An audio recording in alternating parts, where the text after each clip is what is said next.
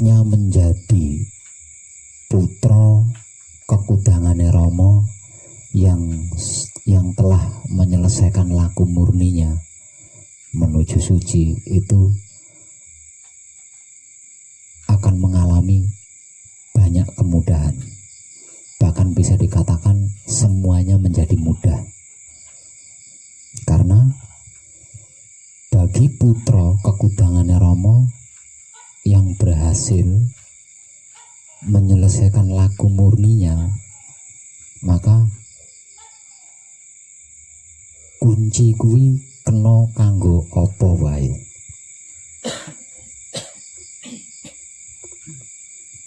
Waton ora tumindak luput.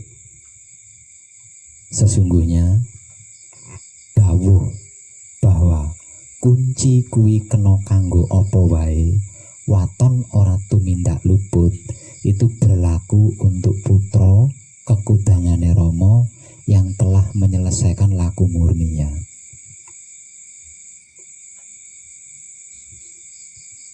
Kalau putra kekudangane Rama yang belum selesai laku murninya, yang artinya belum sampai ke suci, belum sampai ke ranah suci, yang ada adalah tolak ukur. Bukan kunci kena kanggo apa wae, tapi yang berlaku adalah tolak ukur. Sepiro lakumu semono oleh.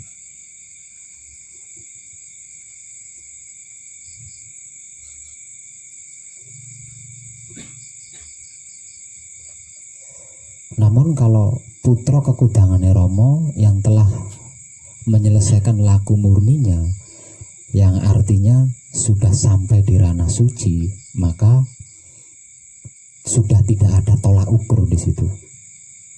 Karena apa? Karena sudah nggak ada bedanya antara Rama dengan putra, sudah nggak ada bedanya. Jadi sudah tidak menggunakan tolak ukur.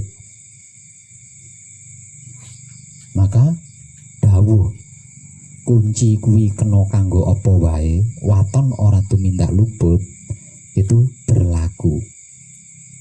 Nah, dengan itu sehingganya kita akan mengalami kemudahan-kemudahan dalam hal apapun.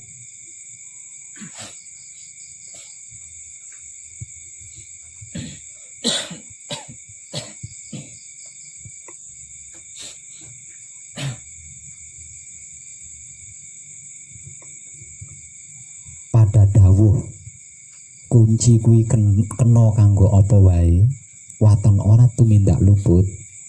Nah, ini banyak yang gagal paham. Banyak yang gagal paham. Kenapa saya katakan banyak yang gagal paham? Semua putra itu tahu. Semua putra itu paham. Semua putra itu ngerti dawuh yang berbunyi kunci kuwi kena kanggo apa wae, waton ora tumindak luput. Semua putra itu tahu. Semua putra itu paham. Semua putra itu mengerti. Namun pengertiannya gagal. Pemahamannya gagal, bahkan pengetahuannya gagal. Terbukti walaupun dawuhnya adalah kunci kuwi kena kanggo apa wae, waton ora tumindak luput, tetap saja seobah polahe nglarani nyidrani rasane liyan. Gitu. Waton ora tumindak luput, arti maksudnya adalah asalkan tidak berbuat tidak tepat. Asalkan tidak berbuat tidak tepat. Waton ora tumindak luput, kalau harus dibahasakan spiritual, adalah menciderai rasa atau melukai hati. Waton ora tumindak luput dalam bahasa spiritualnya adalah menciderai hati. melukai hati atau menciderai rasa. Itu maksud daripada luput secara spiritual. Tapi secara hakiki, luput itu adalah tidak menuju Rama. Jadi apapun yang kita lakukan, jika di dalamnya tidak menghadirkan Rama, itu yang dimaksud luput. Apapun yang kita lakukan, kalau lebih disederhanakan lagi, apapun yang kita lakukan jika di dalamnya itu tidak ada Rama, itulah yang dimaksud luput. Atau apapun yang kita lakukan jika bukan untuk Rama, bukan ke Rama, tidak menuju Rama, nah itu yang dimaksud luput. Luput adalah tidak tepat. Tepat mungguhe putra kekudangane Rama adalah Maha Suci, ya Rama. Kalau bukan Rama, kalau bukan Maha Suci, berarti tidak tepat. Itu arti maksud secara hakiki tentang luput. Nah, di sini secara tidak langsung kita diperintah, secara tidak langsung kita diperintah menggunakan kunci untuk apa saja, namun tujuannya ke Rama. Secara tidak langsung kita diperintah untuk selalu kunci dan tujuannya hanya ke Rama, karena selain Rama adalah luput. Sedangkan secara spiritual, luput adalah mengecewakan lah. Kalau bahasa sederhananya adalah mengecewakan, ya. Menciderai rasa atau melukai hati atau mengecewakan perasaan. Itu arti maksud daripada luput. Nah, karena itu walaupun semua putra itu ngerti, paham dan tahu, namun karena di dalam prakteknya masih teramat banyak yang menciderai rasanya orang lain, yang melukai hatinya orang lain, yang menyakiti perasaan orang lain, itu banyak. Artinya mereka gagal mengerti, gagal paham, gagal tahu terkait kunci kuwi kena kanggo apa wae waton ora tumindak luput. Dan kunci kuwi kena kanggo apa wae waton ora tumindak luput sesungguhnya itu hanya berlaku untuk putra kekudangane Rama yang selesai laku murninya. Artinya dia berhasil masuk ke ranah suci atau masuk ke dimensi suci.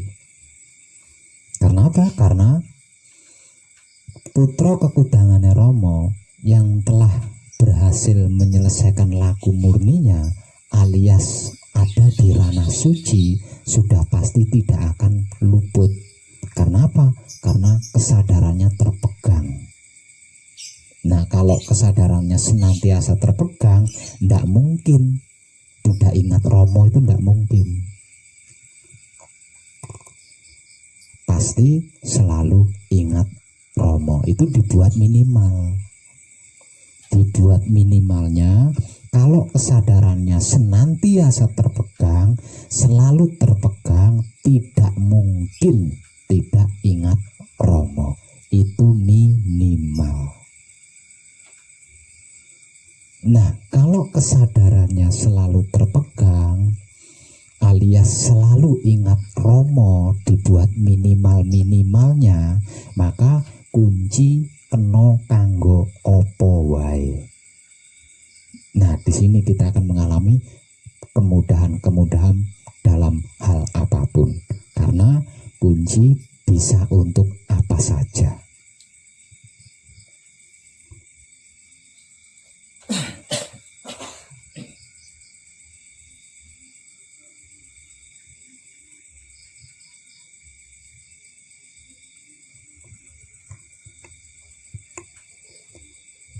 Lah untuk panjenengan yang sudah selesai manekung, apakah panjenengan sudah bisa menciptakan karya-karya sendiri. Dengan apa yang sudah saya informasikan tadi, untuk panjenengan yang sudah selesai manekung, apakah panjenengan sudah bisa menciptakan karya-karya sendiri terkait kunci? Coba.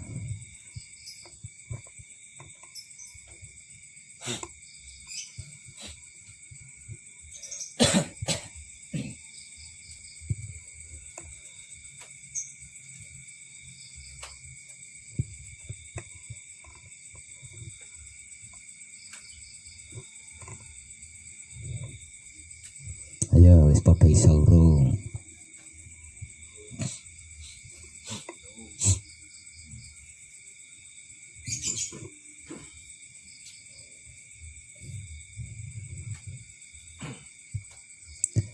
Dalam hal apapun,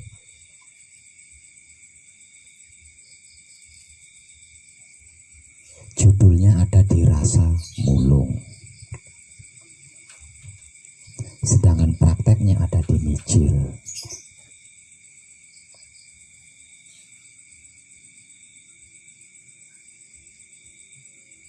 Ini pengetahuan buat panjenengan.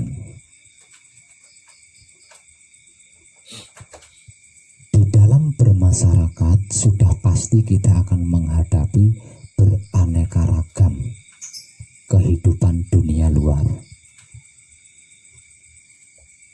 Saya ngambil salah satu sampel saja. Di era modern,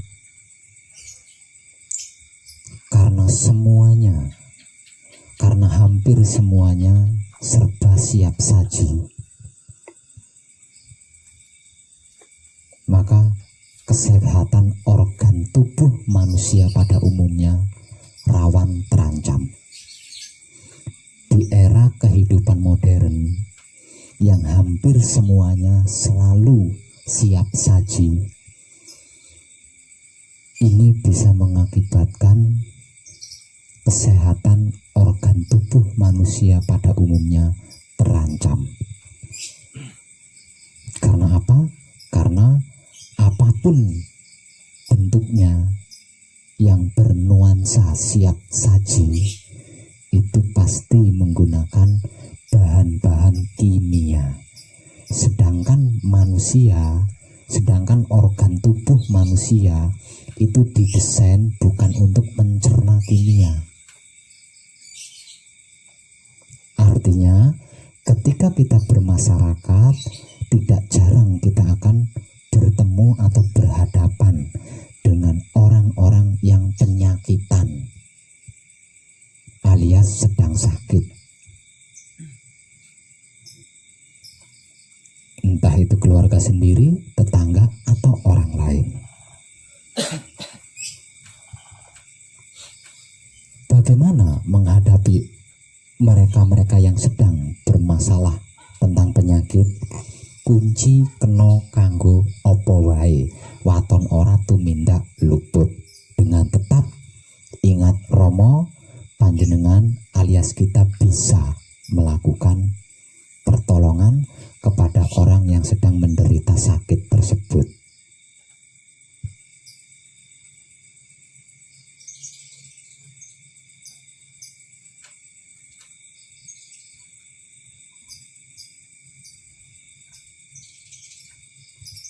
Caranya mudah.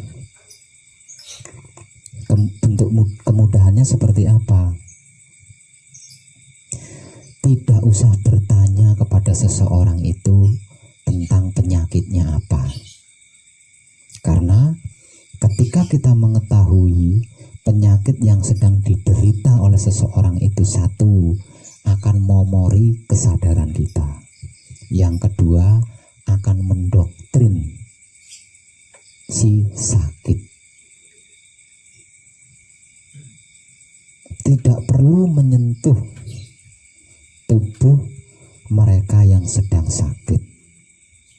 Asalkan kesadaran panjenengan tersentuh, mulung maksudnya, atau tersentuh, Duduk saja di samping yang sedang sakit.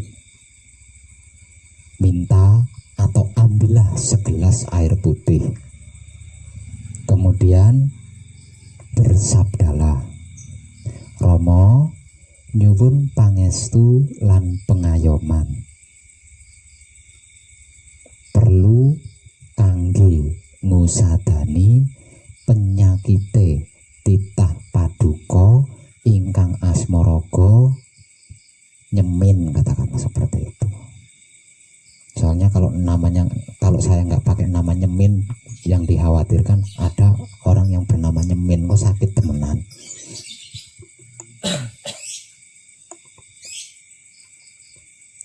Nggih.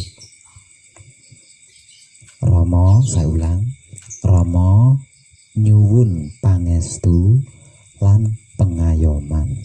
Perlu kangge ngusadani penyakite jabang bayi. Apa mau? Nyemin. Saya ulang. Rama nyuwun pangestu lan pengayoman. Perlu kangge ngusadani penyakite titah paduka ingkang asmaraga nyemin. Kemudian lakukan patrap kunci dan baca kunci 7 kali. Bersambung ke patrap paweling, lalu membaca paweling 3 kali. Ingat, di dalam hal apapun kunci tidak bisa ditinggal, ya. Kunci tidak bisa ditinggal karena yang tersabda di dalam dawuh itu adalah kunci, ya. Kunci kuwi kena kanggo apa wae. Nah, artinya di dalam segala hal kunci tidak bisa ditinggal. Kalau paweling singkir masih bisa ditinggal, tapi kalau kunci nggak bisa. Gitu. Nah, di sini juga banyak putra yang gagal mengerti, putra yang gagal paham, bahkan gagal tahu. Ngertinya yang namanya kunci itu adalah Gusti ingkang Maha Suci kula. Padahal enggak, yang dimaksud, arti maksud daripada kunci itu adalah kumpul nunggal suci. Nah, kalau sudah kumpul nunggal suci berarti di dalamnya itu ada bacaan kunci, ada bacaan paweling, ada asma sejati, ada bacaan micil, ada bacaan singkir. Tapi untuk bermasyarakat kita tidak bisa hanya mengambil rasanya, itu tidak bisa karena kita adalah bermasyarakat.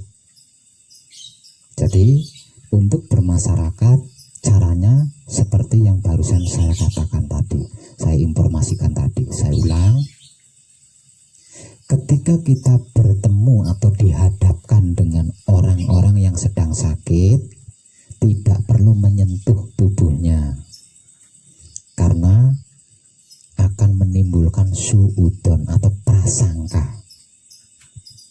Kedua, tidak perlu menanyakan penyakitnya apa, karena ketika penyakit itu diketahui oleh kedua belah pihak, satu akan memori kesadaran kita. Yang kedua, itu akan mendoktrin semakin parah si sakitnya. Satu misal contoh, penyakitnya apa? Penyakitnya kanker akut. Aduh, kunci apa iso ya? Nah, wis kemomoran kan ngono. Atau misal lagi, penyakitnya apa? Penyakitnya disantet dan sudah berusaha berobat kemana-mana sampai entek modalnya ndak sembuh-sembuh karena dukunnya hebat. Nah, ya ning kono wis ciut nyaline. Jadi tidak perlu menyentuh tubuhnya, tidak perlu bertanya penyakitnya apa. Asalkan kesadaran kita mulung, rasanya kita mulung, kesadaran kita tergugah, hadapi dengan cara tenang. Duduk, minta atau ambil sendiri segelas air putih. Kemudian duduk, lalu bersabdalah, Rama nyuwun pangestu lan pengayoman perlu kangge ngusadani penyakite titah paduka ingkang asma raga nyemin, katakanlah seperti itu. Kalau yang sakit itu adalah putra, jangan katakan titah paduka. Titah paduka itu istilah untuk orang awam. Tapi kalau untuk seorang putra bukan titah paduka. Jadi sabdanya seperti ini. Rama nyuwun pangestu lan pengayoman perlu kangge ngusadani penyakite putra paduka ingkang asma raga nyemin. Kalau untuk orang awam titah paduka. Rama nyuwun pangestu lan pengayoman perlu kangge ngusadani penyakite titah paduka ingkang asma raga nyemin.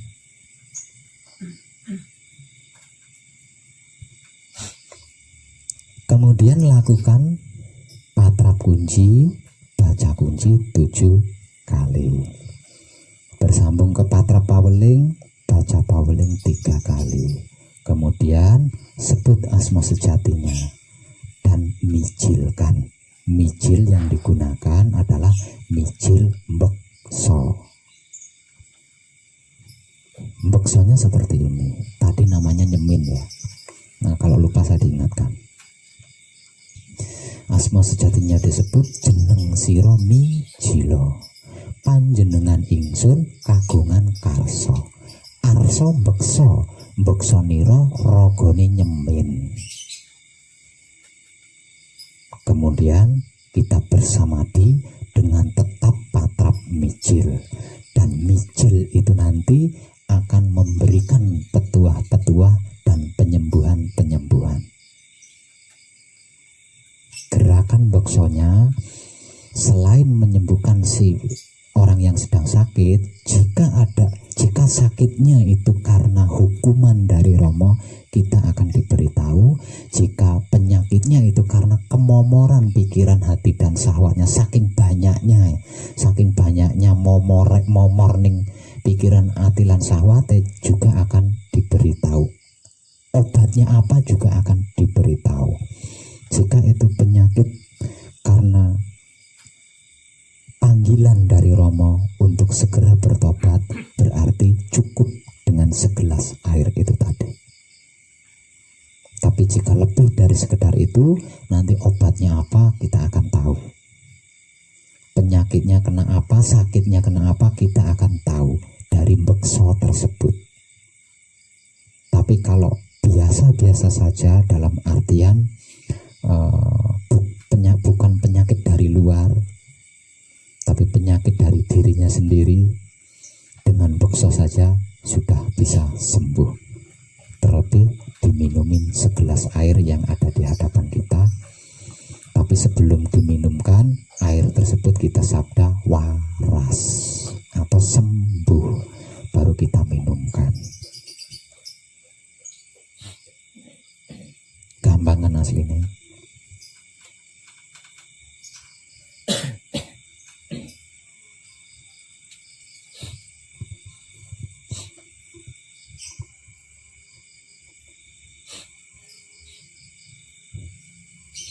Apa cuma itu tok banyak lah, kan kunci bisa untuk apa saja. Kunci kena kanggo apa wae.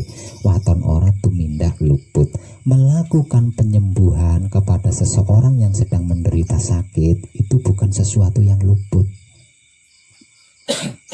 tapi sesuatu kebaikan yang seharusnya bisa dikerjasamakan oleh seluruh makhluk hidup.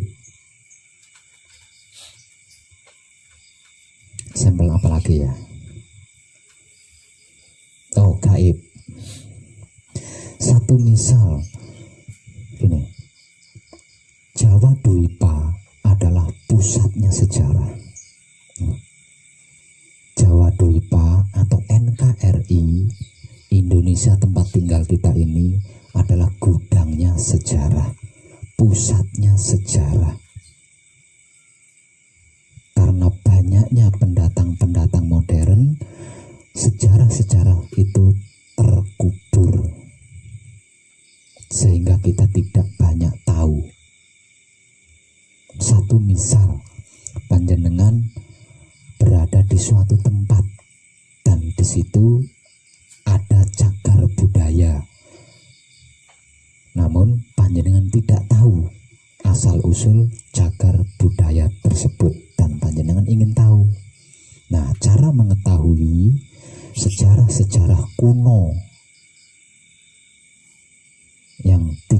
yang nyaris tidak diketahui oleh manusia-manusia modern, caranya mirip-mirip seperti tadi, hanya saja yang digunakan bukan mijil bekso tapi mijil sasmito ing gaib. Caranya duduk di tempat yang dimaksud, kemudian bersabdalah, Romo nyuwun pangestu lan pengayoman perlu kangge meruhi sejarah cagar budaya iki atau ini. Kemudian lakukan patrap kunci, membaca kunci 7 kali, berlanjut ke patrap pauling, membaca pauling 3 kali, sebut asmonya, kemudian mijilkan.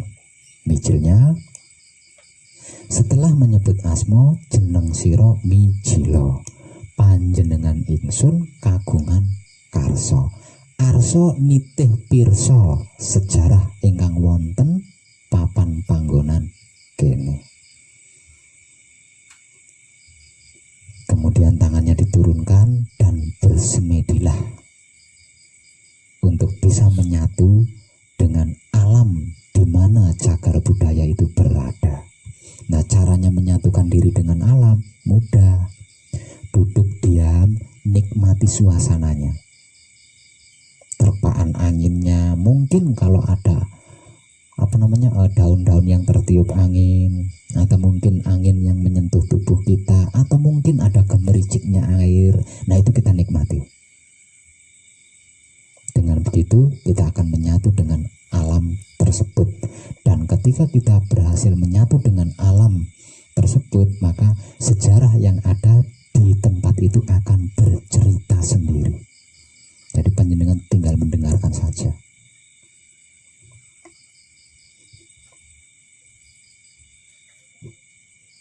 Gampang toh? Apa itu tok Pak Web? Oh enggak, kunci kena kanggo opo wae, waton ora tumindak luput.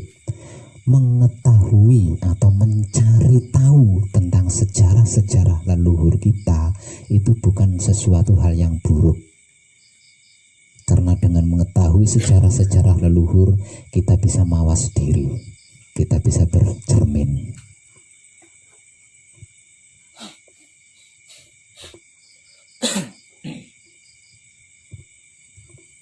Apalagi ya?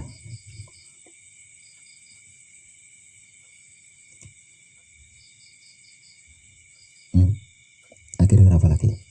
Selain buat contoh itu ingin apa lagi coba? Jangan ingin tak? Orang dari jauh.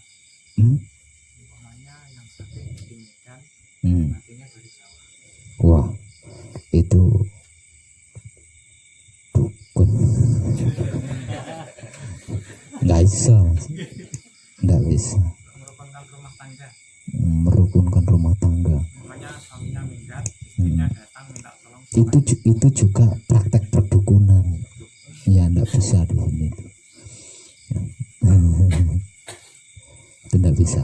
Sini nggak bisa. Kecuali kalau kita bener-bener mulung gitu ya. Satu misal, intinya adalah mempertahankan kesadaran dan memperluas kesadaran. Ketika kesadaran kita terpertahankan dan meluas, kita pasti tahu, kita pasti paham, kita pasti ngerti. Satu misal contoh gini, saya sedang berjalan di suatu kota, Kebetulan saya bertemu dengan teman lama. Nah, karena bertemu dengan teman, akhirnya saya berhenti untuk saling sapa. Dan teman saya itu mengatakan, "Kang, bojoku minggat, blang blang blang blang blang blang blang." Kita langsung tahu, otomatis kita tahu, selamat dan bagaimana. Pokoknya tahu. Oke. Atau saya sedang di rumah didatangi teman atau didatangi tetangga. Dalam kedatangannya itu dikarenakan rumah tangganya cekcok atau salah satunya minggat itu tadi. Nah, ketika dia sedang bercerita dan belum selesai bercerita, saya sudah tahu harus apa dan harus bagaimana, saya sudah tahu. Nah, kalau itu disengajakan, kita akan masuk ke ilmu perdukunan. Jadi tentang hal-hal seperti itu, cukup berusahalah untuk mempertahankan kesadaran dan memperluas kesadaran. Caranya mempertahankan kesadaran, patrap samadhi. Caranya memperluas kesadaran, menebar kesadaran, rasa cinta kasih sayang Romo. Caranya mempertahankan kesadaran adalah patrap samadhi. Terserah mau micul sowan apa micul totolong apa, yang penting patrap samadhi itu adalah cara untuk mempertahankan kesadaran. Sedangkan untuk memperluas kesadaran agar kesadaran itu menjadi universal, maka tidak ada cara lain selain menebar kesadaran rasa cinta kasih sayang Romo kepada apapun, siapapun, dimanapun, hingga sampai kapanpun, alias berbuat kebaikan tanpa pilih-pilih, tanpa pandang bulu. Nah, dengan itu ketika ada kejadian-kejadian spontanitas, maka kita secara otomatis bisa merespon, bisa menyambut. Nah, ini yang saya contohkan, ini bukan ilmu-ilmu perdukunan ya, bukan ilmu-ilmu perdukunan.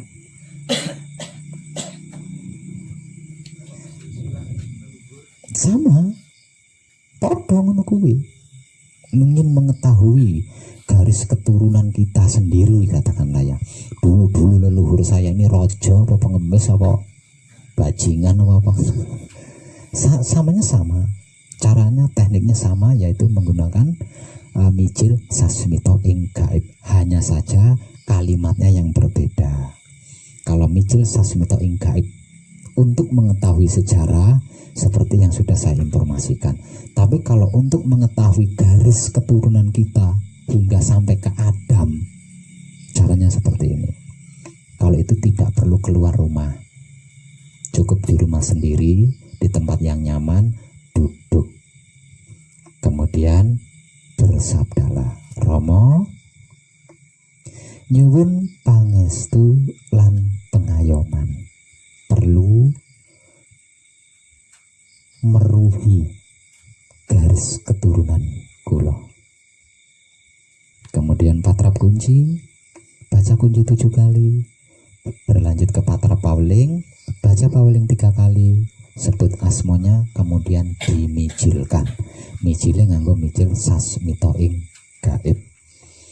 Setelah menyebut asma sejatinya, jeneng sira mijilo, panjenengan ingsun kagungan karso, arso nitih pirso garis keturunan kula. Kemudian tangannya diturunkan dan bersamadhi.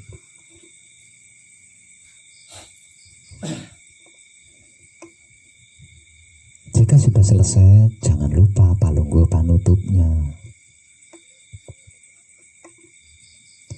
Sudah 3 ya, ayo apalagi, maunya contoh apa lagi? Saya pernah dihubungi kawan, Pak. Bicaranya biasa-biasa. Tapi sebelum itu saya bilang semua sehat semua kan di sana sehat banget. Habis itu dia mengatakan pinggirnya sakit. Pas saya semacam dukun, saya bilang ini aja, terima kasih aja yang terhadap apa yang kamu alami. Itu Pak. Terus akhirnya dia mengalami sembuh. Ya, gue kesaksian jenenge. Saya minta panjenengan menginginkan saya memberi contoh apa lagi selain 3 yang sudah saya informasikan. Ayo.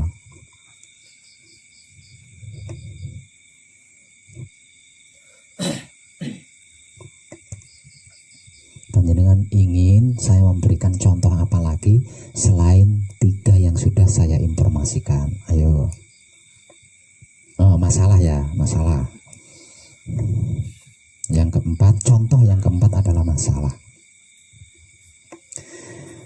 Ketika kita memiliki banyak masalah, satu masalah sih gampang. Yang rumit itu banyak masalah dan semuanya belum terselesaikan. Kita duduk,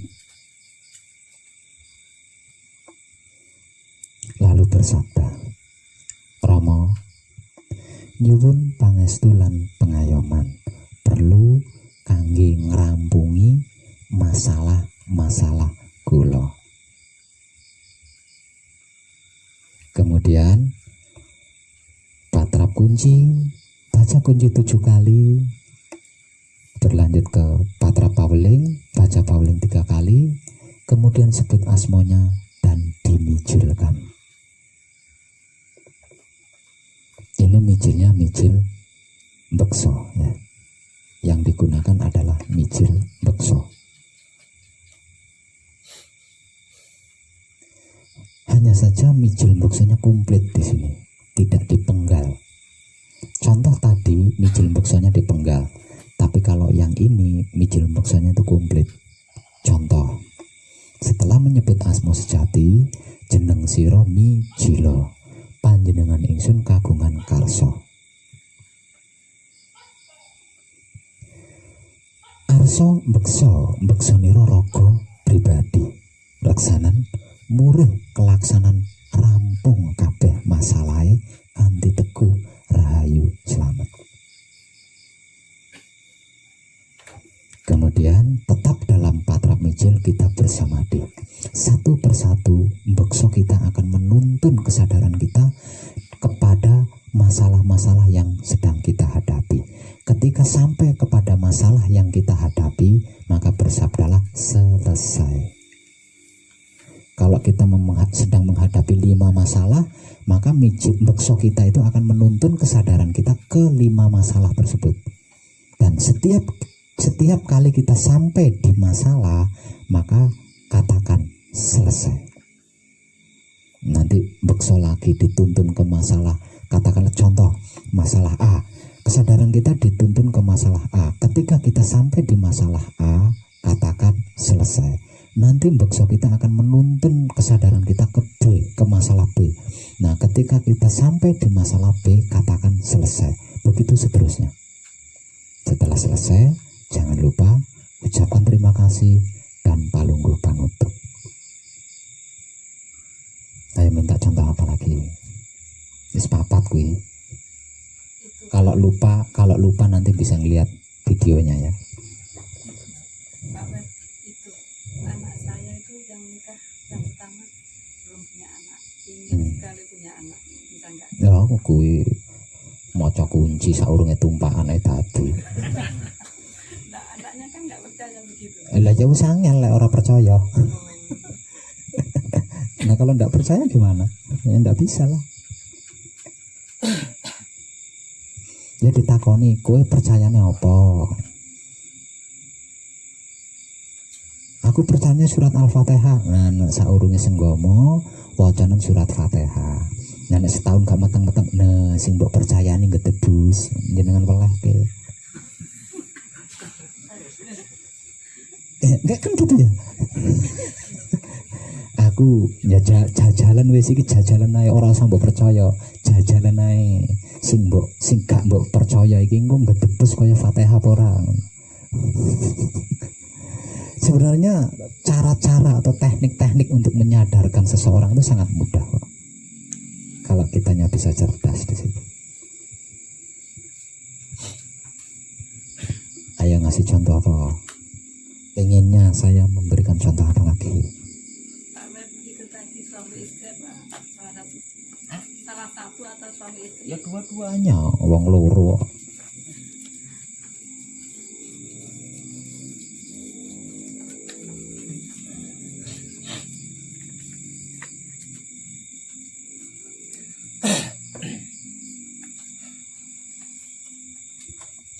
Ayo, ingin saya memberikan contoh apa lagi?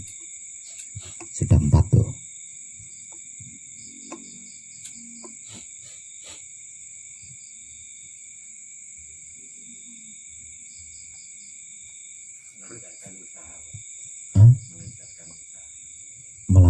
masuk akal itu nggak usah diniati.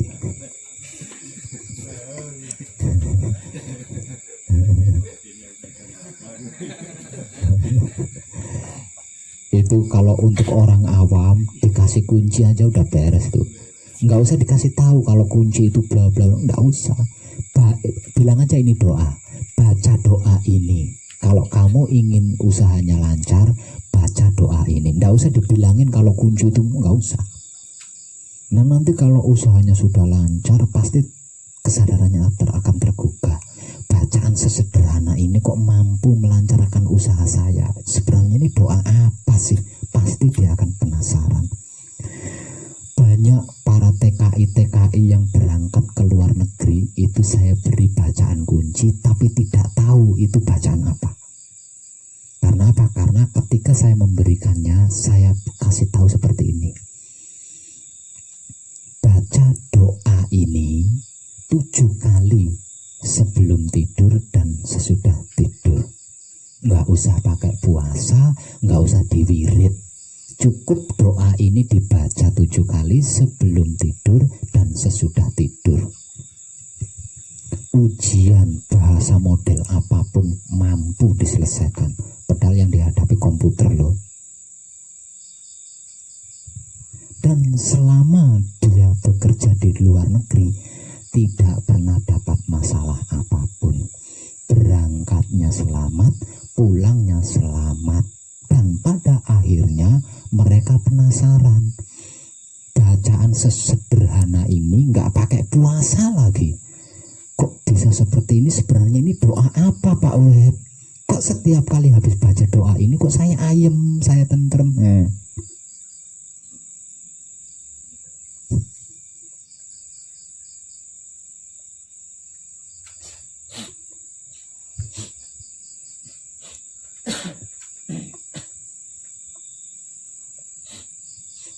Ayo apa nih?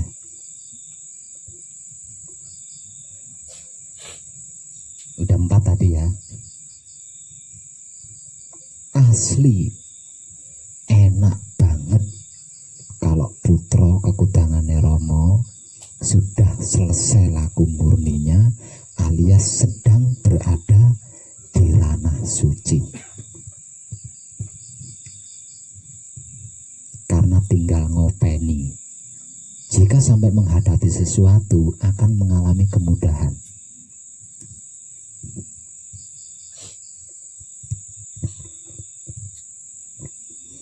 Tapi kalau putra kekudangane Rama yang belum selesai laku murninya, gumantung mring lakune.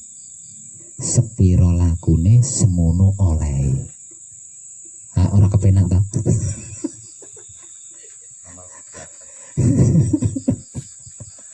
Cara bahasa awame bergantung amal perbuatan. Orang duwe panguwasa. Ana nemong wicaksana, sing jenenge wicaksana ya gumantung karo sing ngresakne to. Sak kersa-kersane sing ngresakne.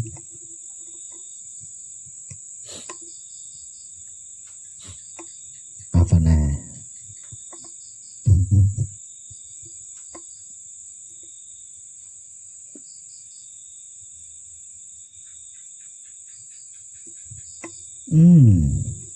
Ada satu lagi, ini mungkin terpenting, tapi ini hanya bisa dilakukan ketika panjenengan benar-benar dalam sikon kunci, kumpul nunggal suci.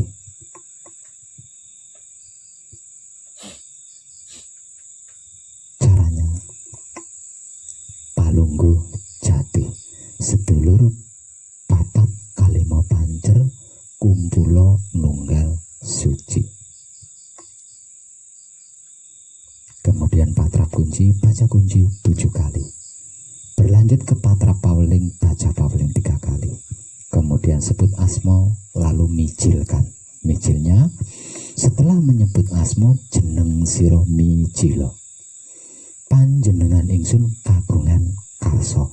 Arso nglanggengake uripe nyemin. Kalau nyemin itu ketrindes trek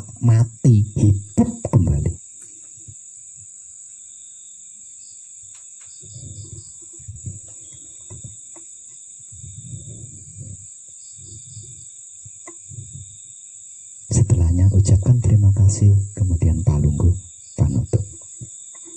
Kayaknya contoh 5 itu udah lebih dari cukup deh.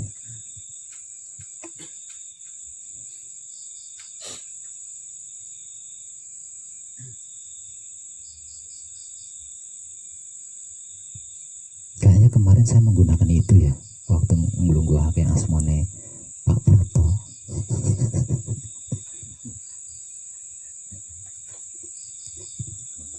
Untung mati ya. Mati jam dulu.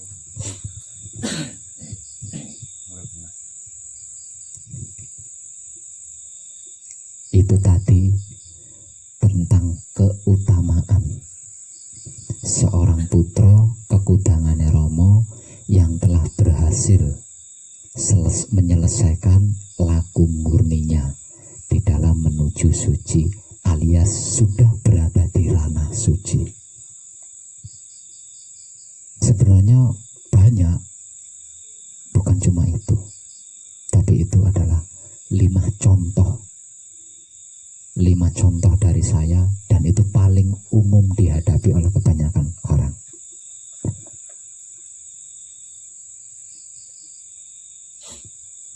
Kalau lupa boleh nyimak videonya, karena videonya ini akan saya upload di YouTube, dan ini bukan merupakan informasi, tapi ini kadangan. Tapi kalau informasi terkait tentang apa dan bagaimana Wahyu Pancagaib dan Wahyu Pancalaku, saya sudah tidak melakukan lagi. Setelah video informasi terakhir dari saya kemarin, saya sudah tidak akan melakukan lagi. Saya hanya akan mengupload video-video kadangan atau video guyonan, atau ketika saya merekam bimbingan praktek untuk kadang di suatu tempat, mungkin hanya itu yang akan saya upload. Tapi kalau soal pengertian, pemahaman, pengetahuan terkait tentang apa dan bagaimana Wahyu Pancagaib dan Wahyu Pancalaku udah saya tutup, karena semuanya udah saya informasikan. Sudah nggak ada yang belum diinformasikan. Kalau panjenengan lupa, panjenengan bisa nyimak video ini sebagai pengingat.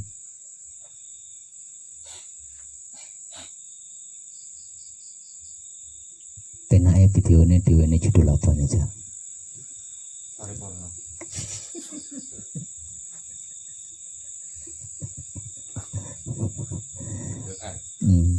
Paripurna manekung ngono Pak.